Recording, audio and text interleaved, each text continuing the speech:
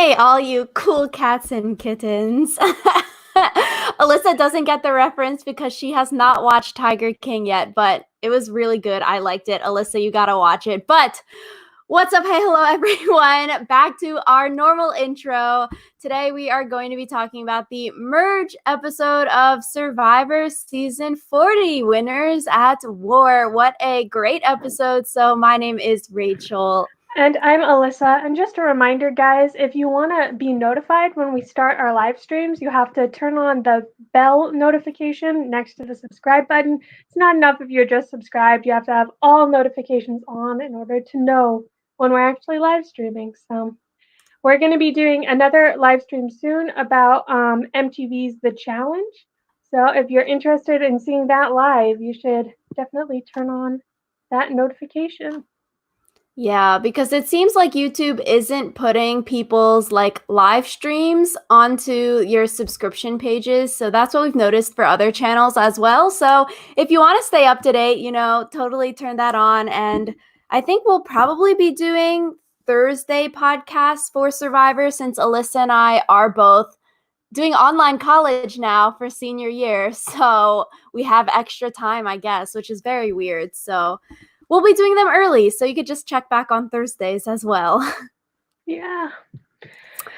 But anyways, we got to watch Survivor live as we have been able to do recently because Rachel's now back on the East Coast. We were texting each other during the whole episode, and one of the things that we texted each other a lot about is the Return from Edge challenge and how if you got voted out later on Edge, or if you went to Edge later, you got voted out later in the game, you actually had less of an advantage in getting back into the game.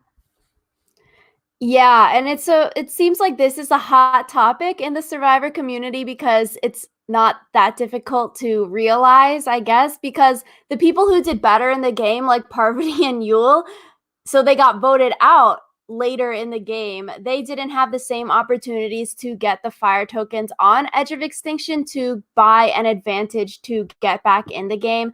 And so I don't know. I think that's really interesting because it did seem like that the hole that they had to dig was freaking huge. Like the hole was the size of Parvati's whole body. Like it wasn't an easy thing to do, and like it's time consuming, you're tired, that's a lot of energy versus just running through and being able to start the stick creation. So I don't know, I just like it didn't seem fair. But if you're going to have these fire tokens, I don't really know how you can make it fair because the people who get voted out earlier in the game, like off of the game, will always have this advantage unless fire tokens don't equal advantages in the return challenge, but you can just buy other things. But even with like Tyson and the peanut butter, if you were Natalie, if she bought all the food and she's been there the longest, maybe that is an advantage. So maybe you want to get voted out earlier rather than like Parvati Yule right before the merge. The counter argument that I heard, because Dalton Ross had the same like qualm with it as we do, and he asked Jeff Probst about it in his like Q&A. And the counter argument that Jeff had was that it's easier to live on like an island with a tribe rather than living on Edge of Extinction. Like if you're on Edge, then you have to like go up that whole mountain like just to get some rice. And so the idea is like what you make up for in like challenge performance because you have more fire tokens, you lose in like being nourished or whatever. So maybe Tyson had the right idea in using his fire token to get nourishment. Yeah, I mean, I could definitely see both sides of the argument. I would definitely wonder, like, is that calorie gain from staying in the game really weighted way more than having a time advantage in the challenge? Because I don't know, even if you're eating like X amount of calories from rice in the game and you're not on Edge having to walk up the hill every day for like a small portion of rice, it doesn't necessarily to me seem that like comparable, they seem definitely on two different scales. I don't know. Yeah, that's kind of where I'm at too. It just seemed unfair. And then when you think about how like close it was, or how far I guess it would be like Amber is one of the people who didn't have any advantages, and like I'm not even sure if she got to the pulley bit because she was spending so long on like tying her sticks together.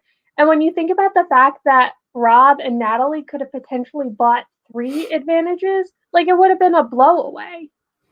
Yeah, so Boston Rob and Natalie, they both got or had 4 fire tokens. And so Rob had 3 from last week's challenge of running up the hill and then scavenger hunting. And then he took his one from Amber. And so I thought that makes sense. Like Amber probably has less of a chance to get back in the game. So might as well pool your fire tokens so one person in the relationship can go further. Makes sense to me. So Boston Rob bought 1 advantage in the challenge and then use 3 fire tokens for a hidden immunity idol. That's the exact same thing Natalie did. And yeah, I don't know. If you could buy 3 advantages in this challenge, like what are the other advantages? Because, okay, not digging up the bags is like half of your stick thing created already for you. Like, I don't One really of see them where the might other be things are. not having to like untie the sticks from the challenge. I bet one of them would be like a wider beam for um the last part because then you're not struggling as hard to balance or something like that. So, yeah. Yeah, it just seems like you're handicapping it so much, especially for the people who had more opportunities like Natalie to get more fire tokens, or were lucky like Boston Rob and got a lot of fire tokens. To have 3 advantages in a challenge just seems a little too much and really favors the people who lose the game of Survivor faster, which is sort of counterintuitive because you don't want people to want to get voted out just so they can like accumulate some kind of advantage on the edge of extinction, because like you're not even in the game anymore technically. Yeah. And like I think we could also talk about the choice that both Natalie and Rob made to get an immunity idol that they then did not get to use because Jeff confirmed that the immunity idol is basically like dead now. And so they wasted 3 fire tokens because they were both betting on, like, oh, if I get back into the game, I'm going to need protection, except for they didn't do enough to get themselves back into the game. So, Yeah, that's interesting because I would wonder if like they know, okay, if I buy this hidden immunity idol and I don't get back in the game, I guess it's confirmed that it is null and void, but maybe they were under the assumption that, oh, if I don't get back into the game now, maybe it still lives. And if I can get back into the game at the next Edge of Extinction challenge, then I bring it into the game with me. Or like maybe even though I did buy it, technically it is my hidden immunity idol. Maybe they could have been allowed to sell it to someone on the actual game island to try to get some fire tokens back, because now everyone on the edge of extinction is sort of equal playing field. No one has any fire tokens. It just seems like, yeah, if they knew that if they didn't get back in the game, it would disappear, I don't know if you would spend the money on that, because it seems too risk versus reward that you're risking so much to buy something so expensive for like a 1 in 8 chance of getting back in the game. It just seems a lot of money or a lot of fire tokens for something that's going to disappear, but maybe they didn't know it was going to disappear. yeah, I don't know. I feel like the Which, Edge challenge was at least interesting, though. And what I also thought was, I guess I'm going to have to say interesting again, was the fact that they knew what the challenge was because they knew what advantages they could buy. They all got like the same paper with the same menu, and they all like got to do that. And I'm wondering if that had like anything to do with it. And also, we've seen this challenge before. Have any of them played in that challenge or no? well, wasn't this the same Edge of Extinction challenge from season 38? I don't remember, but possibly it was. And then in that case, it doesn't really matter because none of them have the advantage of having played it before. So, Yeah, I mean, I thought the challenge was pretty fair. You know, it's not something that gives an advantage on your gender or weight or height or anything. So it seemed fair enough. At first, watching the episode, I was nervous because they went into the challenge and I was like, oh, Tyson has not gotten a confessional, if he's winning his way back, like we all predicted last week. And he would have to have some sort of talking bit before the challenge started. So I was glad that he did get a little talking bit. So it sort of solidifies like, yes, my boy Tyson is going to be winning this. And so I thought it was really interesting at these little talking parts when Rob was saying that none of us had the opportunity to get off of the ground, referring to all of the old school players. And I just thought that was really interesting because Tyson and Parvati on like Instagram or some social media, they were saying that, yeah, all the old school players were sort of screwed from the beginning because they didn't make as many pre-game alliance calls as all of the new school players. And so I think it's interesting how we see in this merge episode, everyone is so surprised that all the old school players got voted out. But I would want to know, like, how much of it was the new school people pre-gaming harder than the old school players versus, like, can the old school people just not keep up? But it really did seem like last week with Yule being voted out, like he had no chance. The other three were closer, and there's no way you're going to infiltrate real life relationships as a new dude. I think it's also interesting because it seems like the new school players overestimated like the closeness of the old school player relationships. Like it kept being like, oh, Rob has all these relationships, but they didn't talk about like the new school players who had relationships on the islands. And so I feel like part of it is because a lot of the old school winners are like legend status and a lot of the new school winners aren't as much, then you get this skew where everyone comes in thinking the old school players are the bigger threat for no like legitimate reason. Like it's more of a perception thing than a reality thing. Yeah, like legend status based off of playing so many times or based off their legacy, which if you're just play the game, I feel like all the recent winners, they haven't had that time to become a legend status because they just played within the last 1 to 3 years. So I think to become like a Boston Rob, Sandra, Parvati, Tyson, they have been playing the game for so long. And even Tyson has a confessional this week saying like, I played 3 times before some of these people even had their Survivor diapers on. And I think that's just really interesting. Like, you can't get legend status, really, I don't think, unless like years pass. So it's just really interesting. Yeah. But no, yeah, I thought this challenge was so hype. By the end of it, I wanted everyone to win. I just felt so bad for all of them. I was like, oh my God, can it be like top 3 to complete this challenge, get back in the game or something? It just felt so bad. And, apparently with this challenge, the editors are magical because with this challenge, apparently they had to get 2 balls up the snake versus on the show, they made it seem that they only needed to get 1 ball into the snake's eyeball, mouth, whatever you want to call the top of the snake.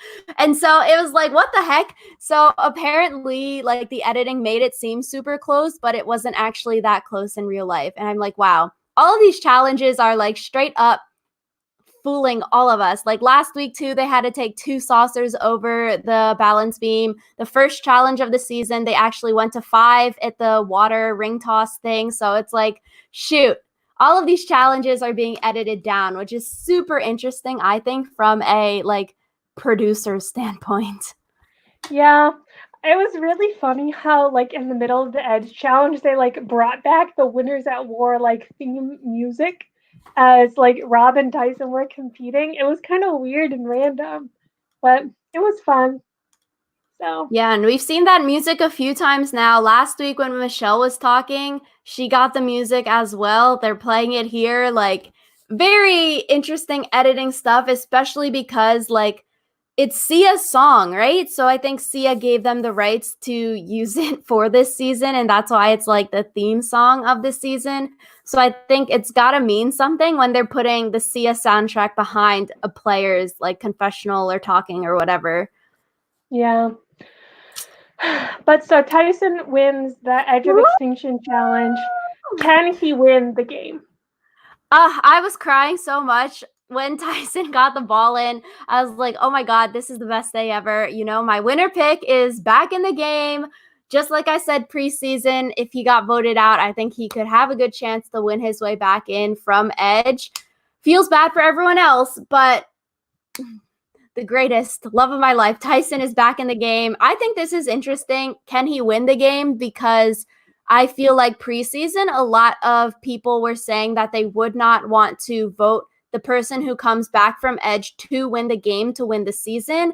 But I think Tyson coming back in the middle is sort of an advantage because I don't think the person coming back at Final Six is going to be voted to win the game. But I think Tyson has enough time to still play the game and create relationships. Plus, like, all of his friends are on the jury. So I don't know. I think having all the old school people being voted out so quick, I think the old school people, even if Tyson was voted out, if he makes it to Final Three, could garner the old school vote because they want to prove that, you know, an old school person can still win the season. And at the end, with a 16-person jury, it's a popularity contest. I think it's also worth noting, like what Tony said at Tribal Council, the reason Tyson was voted out in the first place was because he had so many connections to old school players. And so it's like they didn't want him being able to get with like Rob and Parvati and all of them and be able to like basically take control of the game. And because all of the old school players are voted out now, Tyson is more of a free agent. And so he's actually like a better contender to win now than he was before.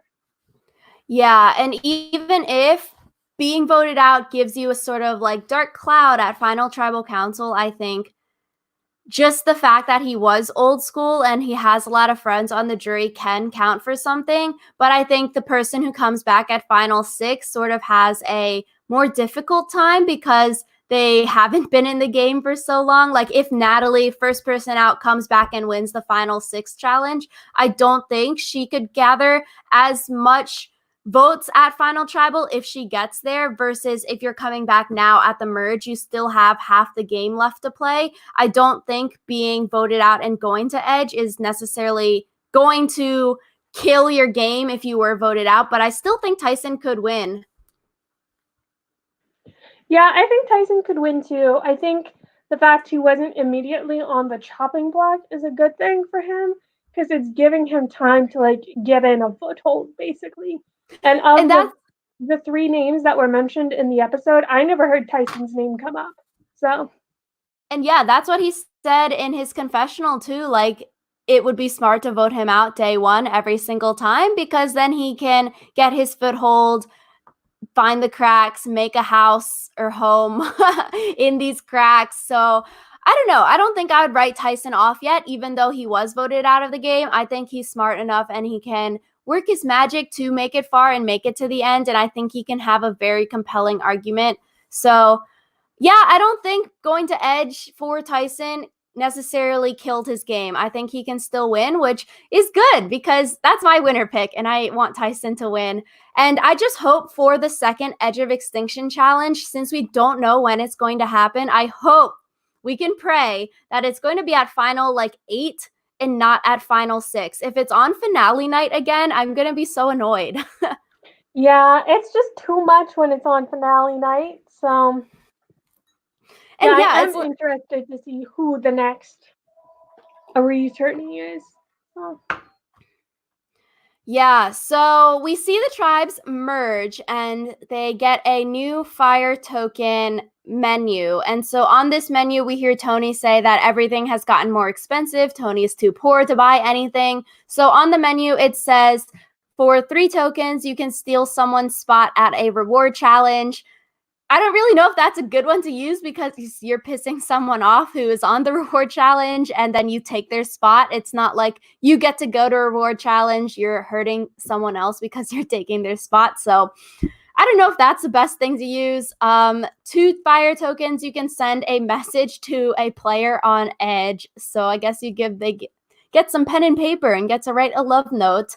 For 4 fire tokens, you can buy a small bag of beans. For 5 fire tokens, you can buy a regular bag of rice. For 4 fire tokens, you can get 2 pillows and 2 blankets. And then for 5 fire tokens, you can get a tarp. And so we hear Tyson say a little bit about Has anyone thought about combining fire tokens to buy a tarp during the rain scene? Yeah, and I think that's one of those things where it's really hard to get people to forfeit their tokens. It's I would kind of not. like, yeah, I think it's interesting because we've seen situations kind of like this before with like the black rock and the white rock, where if you want to compete for immunity, you show a white rock, and if you get enough black rocks, then you get some sort of advantage back at like camp. Except for it's much more direct than like, oh, you don't get to compete in an immunity challenge. It's you have to give up tokens that you could have used to get something else. So Yeah, yeah. so it's like combining your tokens here, you're helping everyone because, if you're buying some pillows or rice, other people are going to be using those pillows, eating that rice. It's not really something that you can keep for yourself. So I feel like personally, I would have a problem with giving up something that you have to help the common good. I think, like, every person for themselves, I would not want to combine fire tokens for something that's for the community, because then with a tarp, like, sure, maybe you're suffering less, but so is everyone else. So you're helping your competitors like sleep better or whatever, eat more food if you get the other stuff. So I just feel like personally I wouldn't. What about you? I feel like I wouldn't either unless I was someone where like not having the tarp is negatively impacting me so much that like I Yeah. can't play the game. Like if I'm Sophie and I'm like literally shivering so hard I can't speak, then maybe I spend fire tokens to get a tarp so that I'm not cold and wet. But Rachel and I had a whole conversation yesterday also about how it's so unfair that the girls are always wearing like just bikinis and then the guys get like long sleeve shirts and long pants and stuff. Like, come on, production. If you know it's going to be like cold and wet, you should at least have them have the option to wear like equal amounts of clothing. I That think was a everyone tangent. has like the same number of pieces of clothing, like outerwear, shirt, pants, but everyone just chose to do the immunity challenge like half naked. It was really weird because like all the dudes were wearing like long pants. Wendell was in long pants, Nick was in his suit, Jeremy was wearing long pants. But then all the girls were like not wearing any clothes. I was like, wait, that is so scary. Cause like we saw Michelle slip down the whole entire goddamn pole. Like you're gonna get major rug burn from this. I don't know. It just seemed very weird. Yeah, I was really worried after that fall that Michelle took that she was like gonna be like seriously hurt.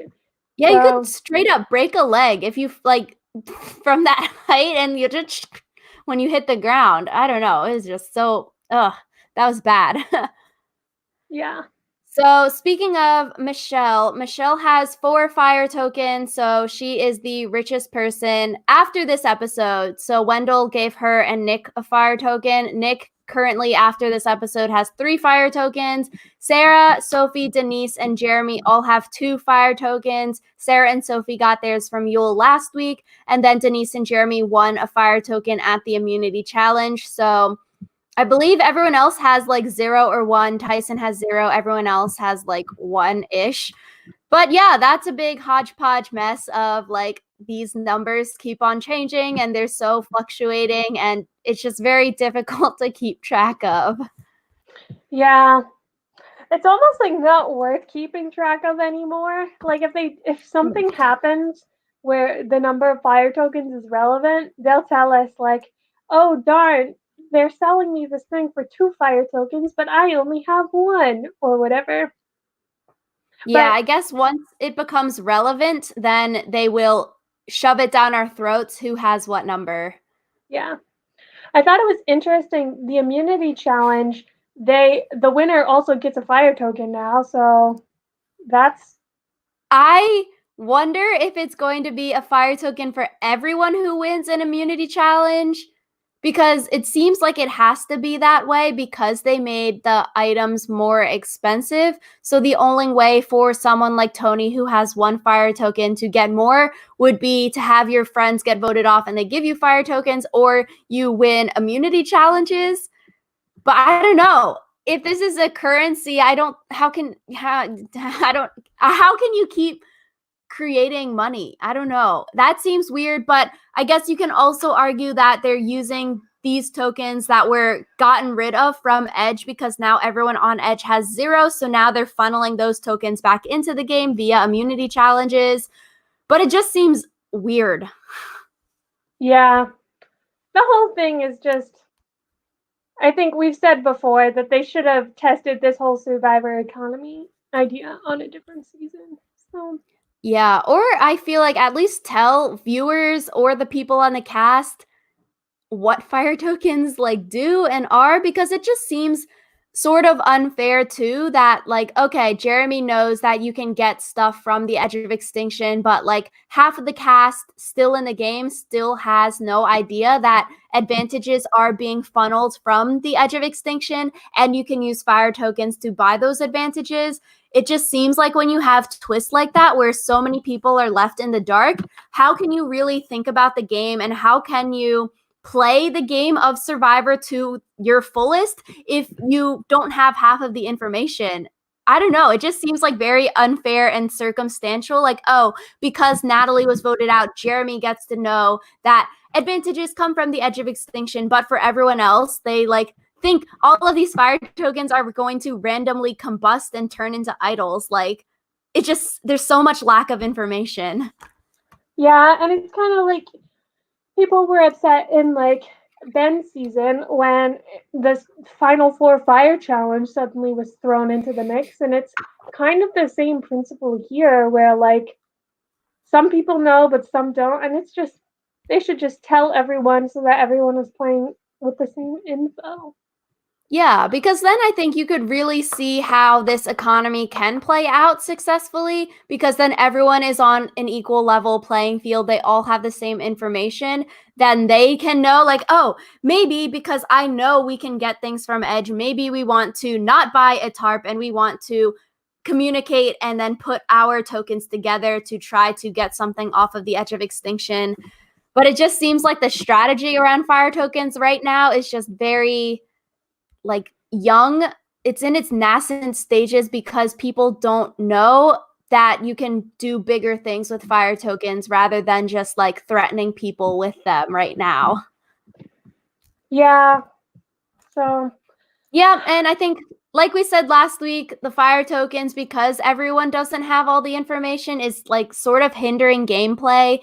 Like we saw last week with Yule, Yule seemed to become over obsessed with fire tokens. So I don't know. I just think everyone needs to have the information. And as a viewer, I want to know this information as well. yeah, that's kind of where I'm at too. So I guess we'll see. Yeah, so before the immunity challenge, we see a big target alliance start to form. And I feel like all the people on the internet are probably having a field day with Ben saying he's in the big target alliance, which I thought was sort of funny. Sort of like when Dean said everyone else was a goat besides him when he was not really doing anything on the season yet. So it's just sort of interesting. So the big target alliance, we see Tyson, Ben, Tony, and Jeremy. And I was like, excuse me, where is Kim? I saw this thing that posited. It's interesting that all of the guys in the big target alliance are guys, because it's like you could argue that like Kim is a bigger target than like Ben. So I also thought it was interesting that Denise became a big target for being the Queen Slayer and not like any of the other stuff that she's done. Like it's weird that like when it was like Rob and Parvati and whatever, they were so focused on like their previous games and what they had done in their previous games. But now that it comes to the new school players, they're all like, "Ooh, this season she took out Sandra," and it's like, what's going on? Like, why the sudden shift in priority? Yeah, so it just seems interesting. It's basically like a meat shield alliance, but the boys club didn't look like they were letting in Kim or Denise, who you could, Sarah even, you could definitely argue have pretty large targets from their pre-season or first time games kind of thing. Tony is on board for this big target alliance.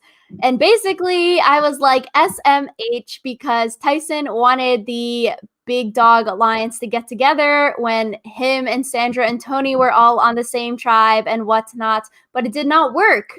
And so now it looks like the big dog alliance maybe can come to fruition, and keeping the meat shields around will help to insulate you and protect you.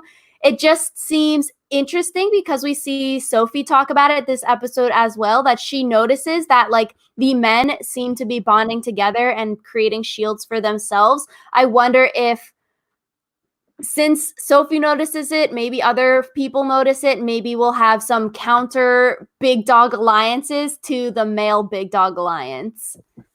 Or even just like, it doesn't even have to be like a big dog alliance. It could just be like everyone who isn't them. Them being like the guys who see themselves as big threats. So the small dog alliance.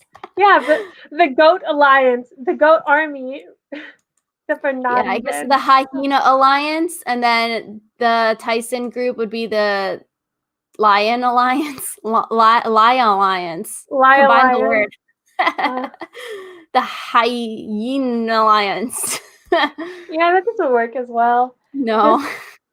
It's weird though, because I don't really think that anyone in the game except for like Nick is a hyena now.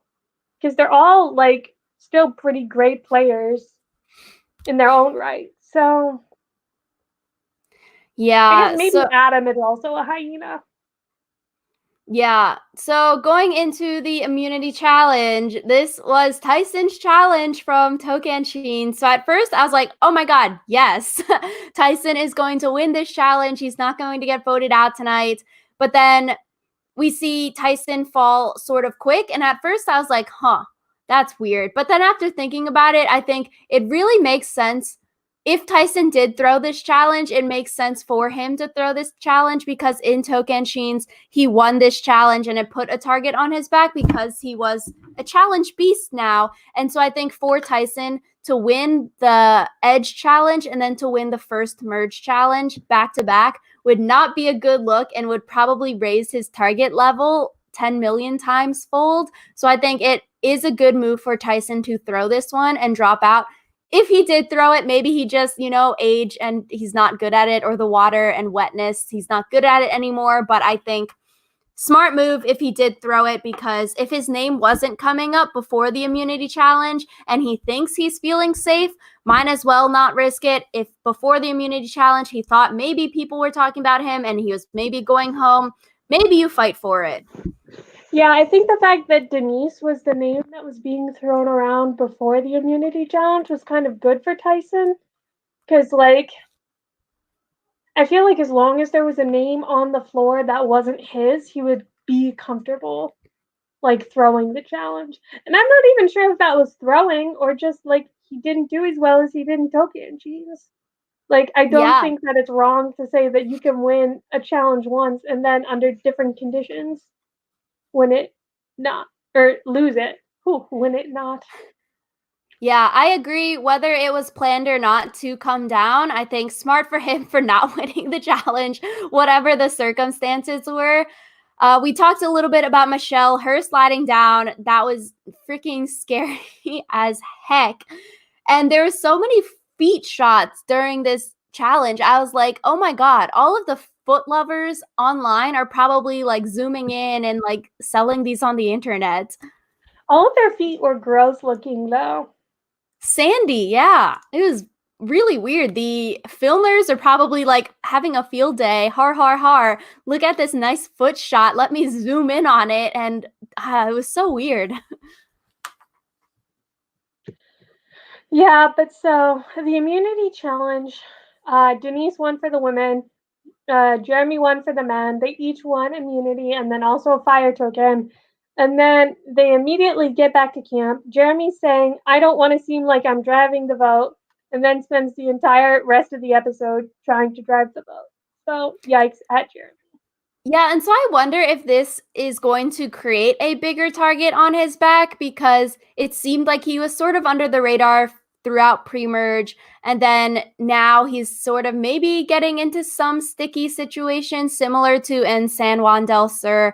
So I wonder if like winning the first immunity challenge is going to be negative for him, but I think Jeremy did the best move that he could have. And when he saw that the Tides were not going to vote Nick, when he wanted Nick to save Wendell, that he went along with the flow. I think that's the best thing that he could have done. So maybe that is more of his saving grace, that he wasn't so adamant about keeping Wendell and voting Nick out that he turned people off from wanting to work with him in the future.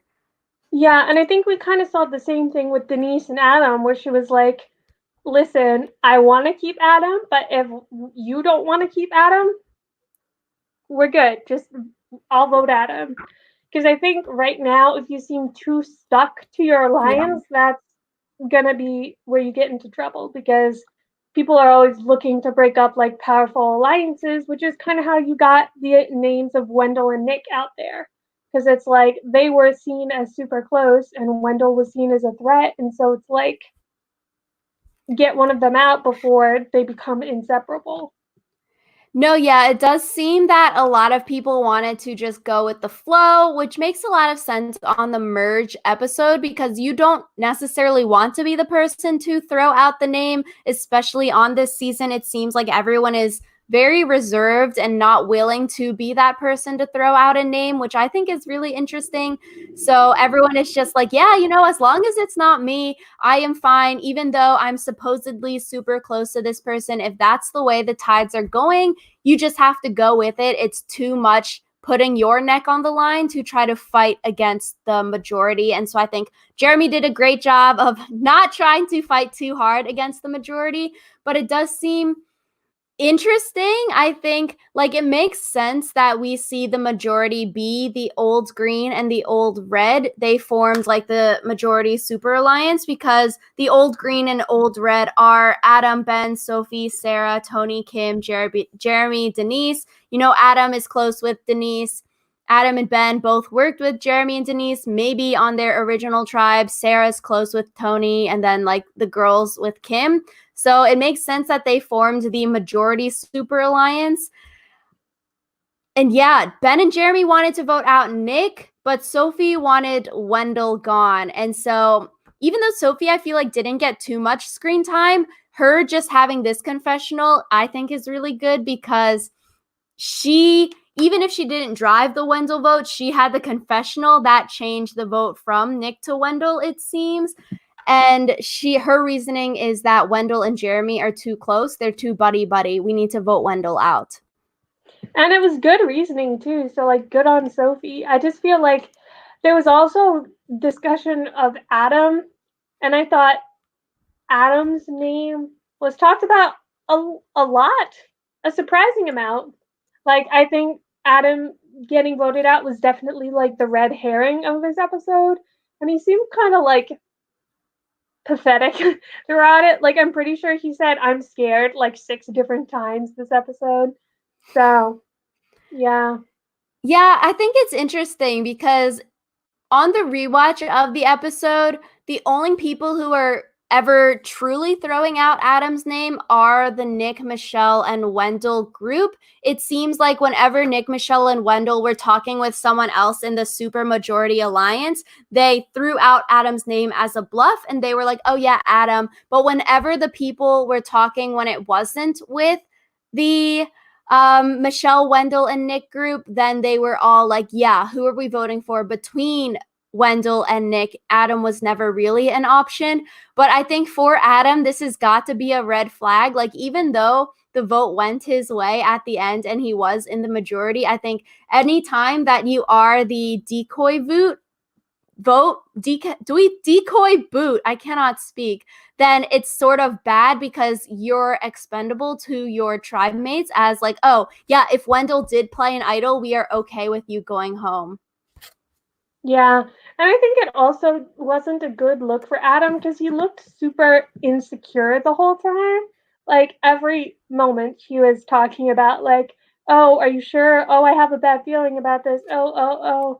And I feel like that definitely kind of when you think about what is said at tribal about like how do you trust enough Like I feel like that all seems very directed towards Adam, where it's like you shouldn't have to be in every conversation. You should be able to trust the people in your alliance, and it seems like Adam wasn't doing that. So I wouldn't be surprised if Adam went home soon after this. So yeah, I wonder if that was or is a red flag. I wonder also if last week if they voted out Michelle instead and kept Yule, how that would have changed the merge because we see Sophie talking saying like, yeah, I'm not close with Wendell. Wendell is not going to work with me. So even though we all thought that maybe the Yule, Sophie, Nick and Wendell foursome was like super tight running the red tribe kind of thing, it seems like Sophie was closer to Yule and maybe Yule was the glue that was holding that foursome together. So by voting him out, like Sophie has no reason to go with the Nick and Wendell duo anymore. And so I just think that is interesting. Maybe they could have had a majority and voted Adam out this week if they kept Yule last week. Very interesting. Yeah, and it is interesting because also the end result, if you keep Yule, is Wendell was like an alternate vote to Yule. So it seems like keeping Yule last week was kind of just delaying the inevitable for Wendell. Yeah, and so going into tribal council, I had the feeling that Wendell was going to go home. Or maybe I was also just biased because I also didn't want Adam to go home. So going in, I was like, okay, I think Adam, it's too easy of a move, like he is too out there kind of thing. Like, why vote him out? Because he has no alliance members, seemingly. He has no friends. No one wants to work with him. Why are you voting that out? Unless you want to have the easy merge boot, like no one is going to be super mad because no one's very aligned with him. Voting Wendell out is more of a winner move, I think, because by voting Wendell out, you break up the Wendell Jeremy friend alliance and you also break up the Wendell Michelle group. And then you also break up the Wendell and Nick duo. So I think voting out Wendell is such the smarter move because you're making all of these people more of free agents versus having this group that are all buddies and friends and keeping that together. So I think it makes sense to vote Wendell out if you want to go way further in the game. I think Adam would have been the easy vote that maybe we would have seen on a non-winners season or a newbie player season. Yeah. And I feel like also in the long term, these people aren't afraid of voting out threats the way the people on Ghost Island were, which I think is kind of where Wendell's game had to change and didn't really change between Ghost Island and the All Winter season. Because on Ghost Island, people were aware of the fact that Wendell and Dom were threats, but never really wanted to make them move. They kept saying, like, oh, we can wait a little longer. Oh, we can use them for numbers. And then it became to the point where it was too late.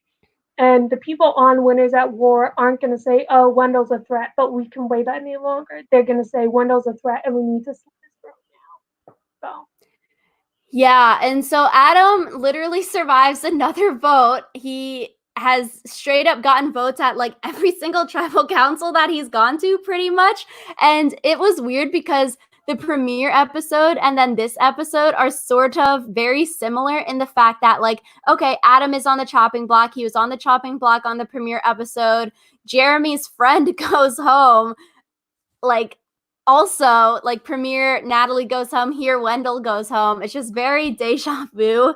It's sort of funny, like comparing how similar it actually is. Yeah. I didn't even realize it until you started talking about it. So that's, ugh. Yeah, and so Adam, I think this is where Alyssa and I's opinions sort of differ. I think Adam, I saw on Reddit a quote that made so much sense to me. They were basically saying that Adam is really, really good at making his target so big that he basically becomes invisible because his target is so big. And I think moving forward, I don't really know why you would target Adam in maybe the next 2 or 3 votes because he doesn't really have a strong alliance, all of those other things versus the people who have alliances, who have resumes built up. I don't really see why you would be targeting Adam right now. So I think Adam can make it further in the game. am not sure that he can have the jury votes right now, but I think with all of this, I don't know why you would target Adam next week. Maybe you go home because someone else plays an idol, but I think like Sarah has so many relationships, you would want to break that up. Why would you go after Adam? But I think where I disagree isn't that like Adam isn't a threat right now. It's the whole he's so much of a threat that he's not a threat thing.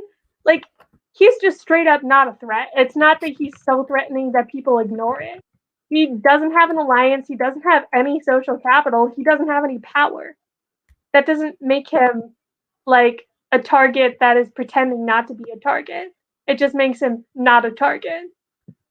That's true. I could definitely see, like, depending on a final three, where maybe he can gain some jury votes kind of thing. I unless they want to do an easy vote next week, I just don't see why you would be targeting Adam unless like the big dogs come together and they're like, oh yeah, we need to get the people like Nick, Michelle, Adam out who are the like lesser tier winners kind of thing. So I could definitely see that happening, but I think people, at least the lesser tier winners, are smart enough that they need to start getting the people who have all these relationships out and who are playing the game super strongly out. So I think, I don't know, I just don't really see Adam going home next week, at least. Yeah, I don't see Adam going home next week, but also the fact that he seems to like constantly be popping up when he doesn't really have like I thought it was interesting that he's been in the preview for the episode 2 weeks in a row, despite not really being that big of a deal. Does that make sense? No, I 100% agree. That's why I'm like sort of feeling that Adam could make final three because he has gotten a lot of airtime even when his tribe hasn't gone to tribal council. So it's like really, really weird. And to be, I think he has more confessionals than like Boston Rob. I think Adam has the most confessionals on the season so far. And it's like Adam versus all of the big names, Tyson, Parvati, Boston Rob, Sandra. Like it's weird, I think. Yeah, I definitely agree with that just because he's not being edited like a winner. Like, I would say edgic wise, he has zero winner potential. So No, it's yeah, weird it's that he's really so weird. relevant. Like, it seems Yeah. like they're almost trying to make him a Tyson character, where I feel like his like making fun of Ben was supposed to be like a funny moment, but it wasn't really. So Yeah, so it just seems interesting where like he is having all of this airtime when the storyline isn't maybe not going in that direction. Speaking of edits, Wendell being voted out this week, I am just really confused by Wendell's edit as well. Like the past 2 or 3 weeks, he was being painted such a villain. Him and Michelle's relationship got put on blast. But Wendell did his after vote out interview and he confirmed that him and Michelle were playing up the fact that they were like not cool with each other, but they had actually talked about pretending to be not cool with each other before the show even started. So I don't know. It just seemed like their whole feud or fake feud on the show didn't really go anywhere because Michelle wasn't the one to have her revenge and vote Wendell out. Like Wendell went home now. It's weird. yeah, I feel like the whole thing with Wendell was they made him seem like such a bad guy through all of this, and it never really paid off.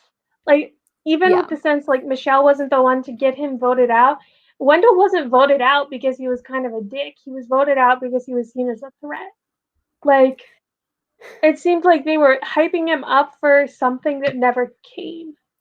Yeah, or at least like, oh, he's a villain that you want to root against, and then he's going to have like such a big downfall where his like cockiness or his arrogance comes back and bites him in the butt.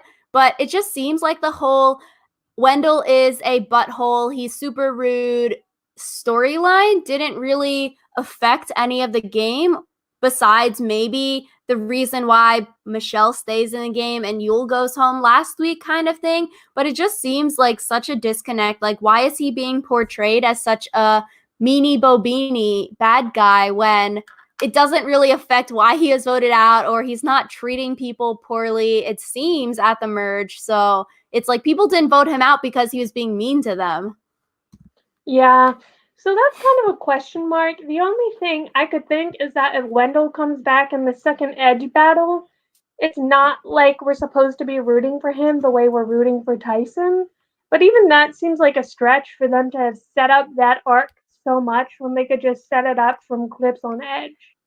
But that, okay, I So was like, low key, maybe that can happen because when Wendell is voted out, he was like, yeah, I'm going into hibernation or whatever. I am going to win the second battle back from the Edge.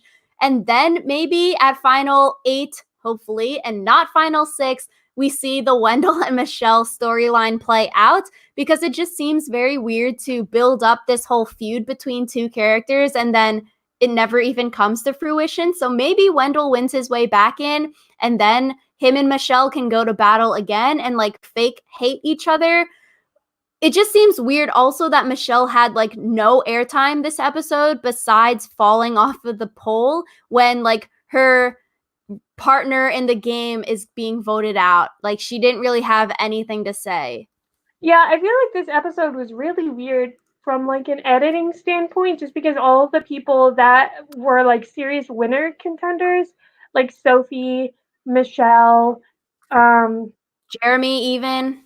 like they didn't get as much airtime as I would like. Like I feel like Jeremy became more of a winner contender because of this episode, but like Michelle and Sophie didn't really get as much. It was just it felt very weird, and I wonder if it like had to be weird because of like the content that they got and the story they needed to tell. But mm, Yeah, I guess we'll see next week if Michelle has some kind of reaction like, oh, I am so sad or I'm so pissed off I was blindsided again, similar like to the premiere episode when she and Jeremy were blindsided. So, yeah, I don't know. Just like the winner equities of people are fluctuating a lot considering that Michelle seemingly was getting a very positive story arc coming up to this and always talking about like how she wants to play a good game that people think deserves to win. She doesn't think that she deserved to win the first time or like viewership don't believe that. And so she's trying to prove herself. And so I feel like the end of her story arc would be her proving herself and then maybe voting Wendell off of the game or sending him to fire. He goes home at final 4 or something. It just seems like this storyline is just has too many open doors right now. We haven't completed any of it, and it's just annoying and like weird that it was even mentioned if it's not going to come to fruition. yeah, so mm, I'm hoping that this is one of those seasons where after it ends, the edit makes more sense. But I But guess, no. as we always say, we'll have to see. And like I said last week, with the pre-show Survivor thing, it was all the big names. So Boston Rob was there, Amber was there, Parvati, Sandra, Ethan makes sense. They're the big names of the franchise. And then you also have Sophie and Wendell at the pre-show interview thingy that they did on CBS. And so last week I was saying like, oh, Wendell is not going home here. Yul is probably going home because how can all of the people who went to the pre-show thing get voted out pre-merge and only Sophie is the one left. So I do think maybe that does mean Wendell can come back into the game because I feel like Wendell being there and Sophie being there were the more weird choices. I thought, like, why would you not put Kim and Tyson in there and switch those two out if you're doing like Survivor Legends of the franchise? Wendell and Sophie just seemed like weird picks unless they have something major to do with the season. And it just seems like Wendell being the merge boot and then being invited to the pre-show thing does not make a lot of sense. Yeah, but I feel like sometimes people read too much into like out of the game stuff. But who knows? Maybe this just means Sophie's gonna win, which I would not be mad She's the with. last one left. Yeah. Yeah, last one standing. But Yeah. this was a really good episode, I think. It wasn't like a disappointing merge episode. Like we said earlier, we're going to be podcasting tomorrow on MTV's The Challenge. Make sure you're subscribed and have your bell notifications turned on if you want to get alerted when we start that live stream. And yeah, we'll see you guys then. Bye. Bye.